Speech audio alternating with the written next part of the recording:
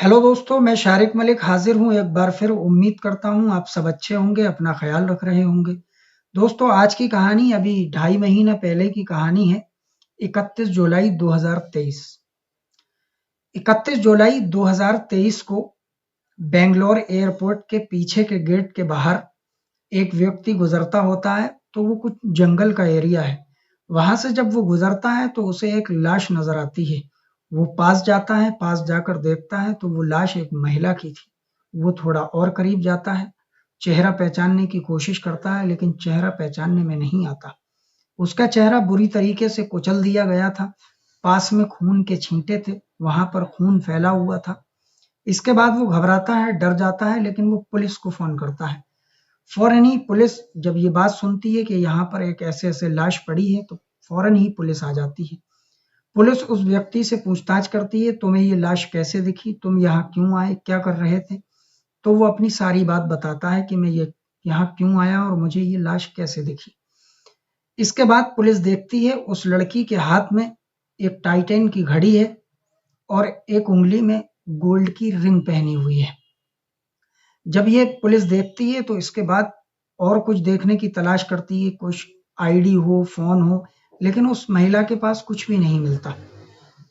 बड़ी आश्चर्य की बात, पुलिस अब परेशान, पहले उसका पता लगाया जाए कि आखिरकार ये है कौन, उसके बाद फिर कातिल को देखते हैं कौन है। खैर, पुलिस एक काम करती है, उसके कपड़े देखती है, ब्रांडेड वो कपड़े पहनी हुई थी, हाथ में घड़ी भी थी। पुलिस ने कहा ठीक है, इसी से ढूंढते हैं, शायद कुछ पता चले। पुलिस ने अपनी कई टीमें बनाई, बहुत अच्छे से पुलिस ने काम किया। अपनी टीमें बनाई और उसका ब्रांड चेक किया, किस ब्रांड के ये कपड़े हैं, उनका कलर लिया, कपड़ा देखा कौन सा कपड़ा है, और इसकी सूचना सारी जगह फैला दी और कहा हर शोरूम, हर दुकान, छोटी से छोटी, बड़ी से बड़ी, मॉल, ऑनलाइन जितने भी ऐप हैं, अमेज़न से लेकर और जितने भी ऑनलाइन के एप्लीकेशन हैं, सब पर पता करो कि इस साइज़ के कपड़े, इस ब्रांड के कपड़े और इस कलर के कपड़े क्या किसी महिला ने पिछले 2 साल के अंदर खरीदे हैं। इसके बाद पुलिस जांच में जुट जाती है। आखिरकार पता चलता है कलकत्ता में एक महिला ने ये कपड़े खरीदे हैं। उस महिला का नाम था पूजा सिंह दे। अब पुलिस को यहीं से एक सुराग या सबूत कहें मिल जाता है कि ये जो लाश है वो शायद पूजा सिंह दे की ही है।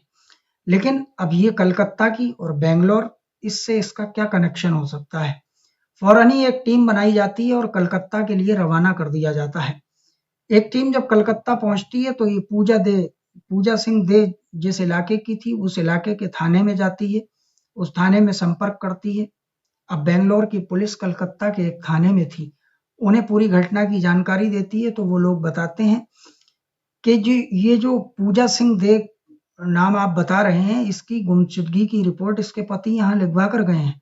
इसके बाद पुलिस को शक यकीन में बदल जाता है और उसको कंफर्म हो जाता है कि एक तरीके से ये लाश जो है वो पूजा सिंह दे की ही है।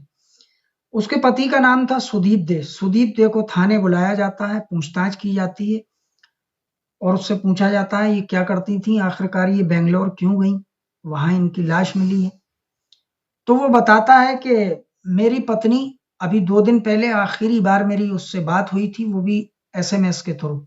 उसने मुझे मैसेज किया था कि मुझे पैसों की सख्त ज़रूरत है, मुझे इतने-इतने पैसे ट्रांसफ़र कर दो, बाकी बात मैं घर आकर बताऊँगी।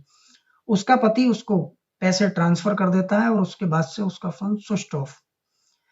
ये जो पूजा सिंह दे थी, ये मॉडल थी और ये इवेंट भी करती थी। इसके पति ने बताया कि ये बैंगलोर गई थी, बैंगलोर में इसकी मीटिंग थी।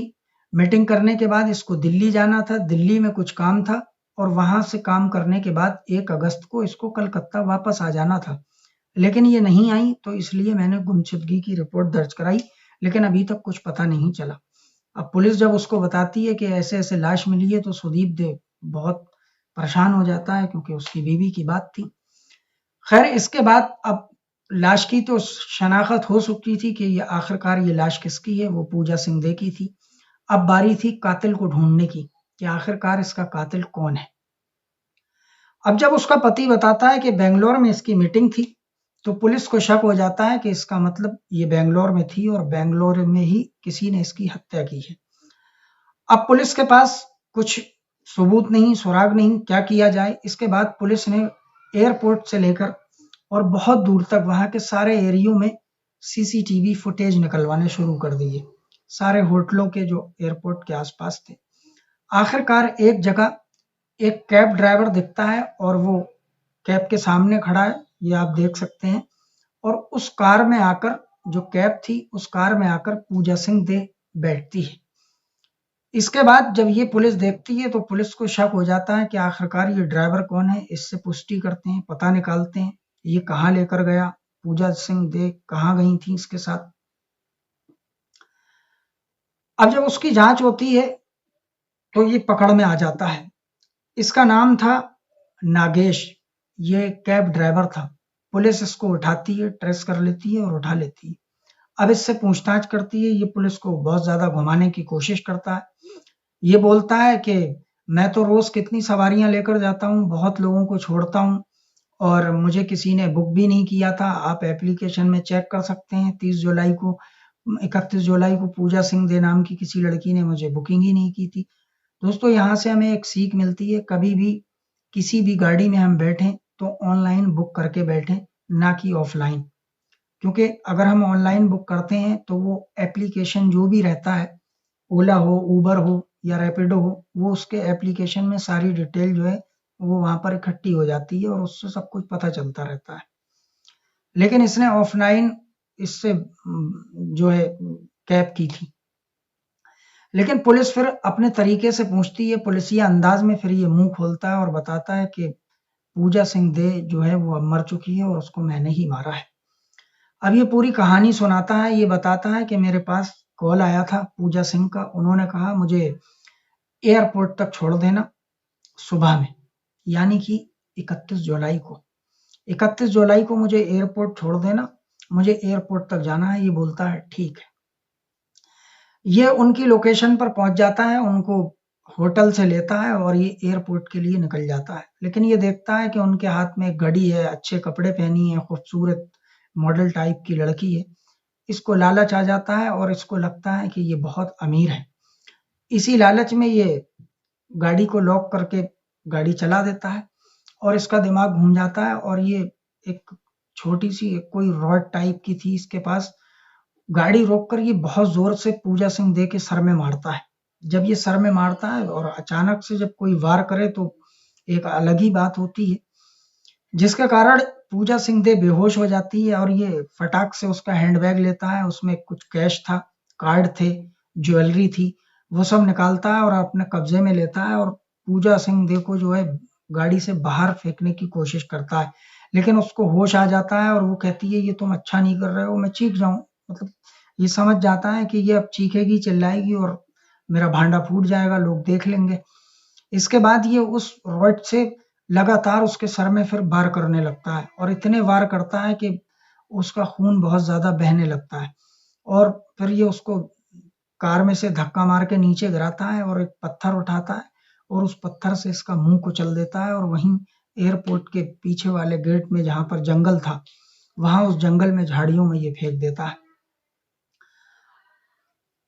तो दोस्तों, ये थी कहानी। एक अजीबो-गरीब छोटी कहानी है, लेकिन आप समझिए कि एक छोटी-सी गलती की वजह से क्या हो गया। क्योंकि उस ड्राइवर के खुद के ये बयान हैं, उसने बताया इन्होंने ऑफलाइन मेरी गाड़ी बुक की थी, ऑनलाइन बुक की नहीं थी। मुझे पता था कि अगर ये ऑनलाइन बुक करती तो इनका सारा डाटा जो है वहाँ एप्लीकेशन में सबमिट हो जाता और उसमें मेरा नाम जाता है ड्राइवर का, मेरी गाड़ी का नंबर जाता। लेकिन इन्होंने ऑफलाइन बुक की थी तो मुझे पता था कि कुछ होगा नहीं और पुलिस से भी बार-बार वो यही कह रहा था कि आप चेक कर लीजिए, मुझे किसी ने 31 जुलाई को पूजा सिंह दे के नाम से किसी ने मेरी गाड़ी बुक ही नहीं की है। तो दोस्तों, ज़रा-सी लापरवाही और पूजा सिंह दे की मौत तक आ गई। उसको मौत के घाट उतार दिया एक कैब ड्राइवर ने। इसलिए दोस्तों, आप सब सावधान रहें, सतर्क रहें, अपना ख़्याल रखें। कभी भी ऑफ़लाइन गाड़ी बुक ना करें, प्राइवेट गाड़ी बुक ना करें।